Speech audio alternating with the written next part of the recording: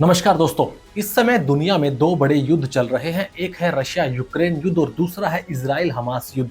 Russia Ukraine युद्ध ने दुनिया को दो हिस्सों में बांट दिया, तो वहीं इजराइल हमास युद्ध ने मुस्लिम देशों को दो अलग अलग विचारों के साथ बांट दिया। देखिए, ये तो तय है कि इस युद्ध के बीच इस्लामिक देशों के बीच कोई खास तालमेल नहीं दिख रहा। किसी एक बिंदु पर सभी की सहमति नहीं बनती दिखाई दे रही है। हाल ही में हुए ओआईसी यानी कि इस्लामिक देशों का जो संगठन है, उसका नाम ओआईसी है, के शिखर सम्मेलन में एक बात बिल्कुल साफ कर दी कि तमाम दिखावटी दावों के बावजूद कोई भी प्रमुख अरब देश फिलिस्तीनियों के साथ नहीं खड़ा है। ओआईसी में तेल अवीव के साथ सभी राजनयिक और आर्थिक संबंधों पर रोक लगाने की, इजरायली उड़ानों के लिए अरब हवाई क्षेत्र बंद करना और गाजा में संघर्ष विराम के लिए दबाव बनाने का प्रस्ताव अल्जीरिया ने रखा था। और जब ये प्रस्ताव रखा तो इस पर सभी की सर्वसहमति नहीं बनी। लेकिन इस प्रस्ताव पर सबके बीच सहमति नहीं बनने के पीछे और जिन देशों ने इस प्रस्ताव के विरोध में अपना मत रखा, उनके नाम जानकर आप हैरान हो जाएंगे।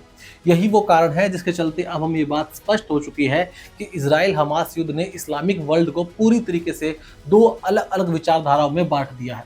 अब यहाँ बात सिर्फ मुस्लिम देशों की ही नहीं है।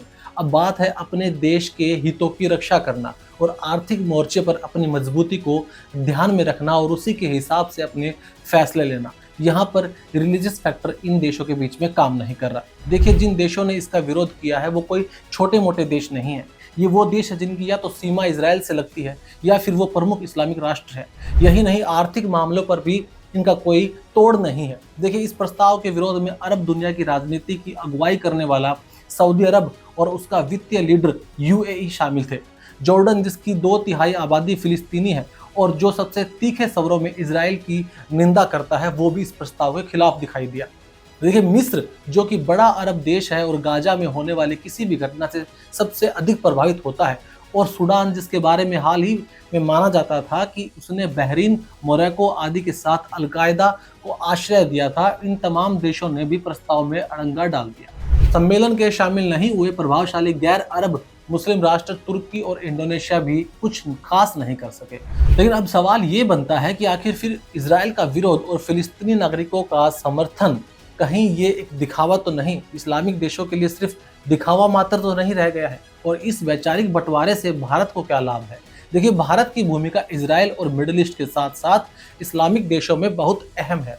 भारत के प्रमुख समझौते और एनर्जी सेक्टर में देश की जरूरतों के लिए मिडिल ईस्ट में शांति और सभी के साथ सामंजस्य देश के आर्थिक और कूटनीतिक दृष्टि से बहुत ही ज्यादा अहम है। इसके उलट गाजा त्रासदी को गंभीरता से लेने वाले मुस्लिम देश मुख्यतः शिया है। यमन के हौथीस, लेबनान के हिजबुल्लाह और ईरान, किसी अन्य मुस्लिम देशों ने ईरान की बयानबाजी की बराबरी नहीं की है और हिजबुल्लाह और हौथीस के अलावा किसी अन्य इजराइल को इस तरह से आड़े हाथे नहीं लिया।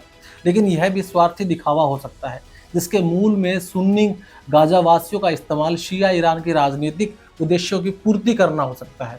सीधे सीधे शब्दों में अगर बात को समझा जाए तो साफ दिखाई देगा कि समर्थन भी अपने निजी हितों के लिए ही किया जा रहा है और विरोध भी अपने निजी हितों के लिए किया जा रहा है। इसमें किसी को भी हमास और गाजा पट्टी में रह रहे आम नागरिकों की परवाह नहीं है। आपको क्या लगता है कि इजराइल और हमास के युद्ध ने इस्लामिक वर्ल्ड के अंदर एक बहुत बड़ी उठापटक कर दी है? क्या आपको लग सकता है कि मिडिल ईस्ट जो है अब गाजा और फिलिस्तीनियों की उतनी परवाह करता है जितनी कि कभी किया करता था? कमेंट बॉक्स में आप इसके बारे में अपनी राय जरूर दीजिएगा। अब आपसे मिलते हैं अगली वीडियो में, तब तक के लिए बने रहिए मेरे साथ और देखते रहिए क्लिक इंडिया। धन्यवाद।